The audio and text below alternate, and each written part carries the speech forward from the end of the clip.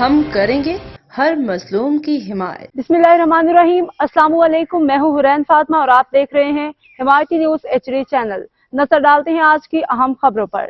Tuition نہ لو تو grades گرا دیے جاتے ہیں۔ ہورائزن اسکول اینڈ کالج بھینس کالونی میں تعلیمی استحصال کا انکشاف۔ حمایتی نیوز بھینس کالونی، حاکم علی دل کی رپورٹ۔ بھینس کالونی روڈ نمبر 6 پہ واقع ہورائزن اسکول اینڈ کالج ایک بار پھر خبروں کی زینت بن گیا، جہاں والدین طلبہ کی جانب سے اساتذہ کے غیر تعلیمی رویوں اور اختیارات کے ناجائز استعمال پہ سنگین الزامات سامنے آئے ہیں۔ ذرائع کے مطابق اسکول میں موجود متعدد اساتذہ تعلیمی خدمات کی آڑ میں ذاتی ٹیوشن کے لیے طلبہ پہ دباؤ ڈالتے ہیں۔ اگر کوئی طالب علم ان سے ٹیوشن نہ لے تو اس کے اسکول کے نتائج متاثر کر دیے جاتے ہیں، چاہے وہ تعلیمی لحاظ سے کتنی ہی محنت کیوں نہ کرے۔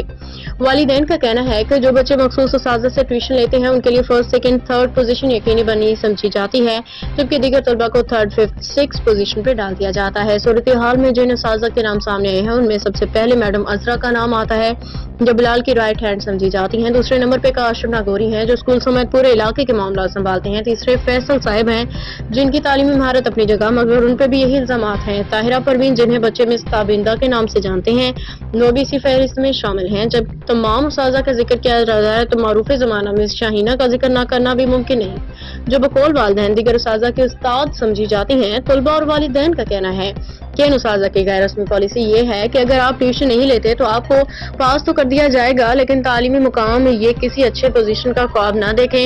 یہ سب کچھ بلال نگوری کے حکم اور کاشف کی کمان میں کیا جا رہا ہے۔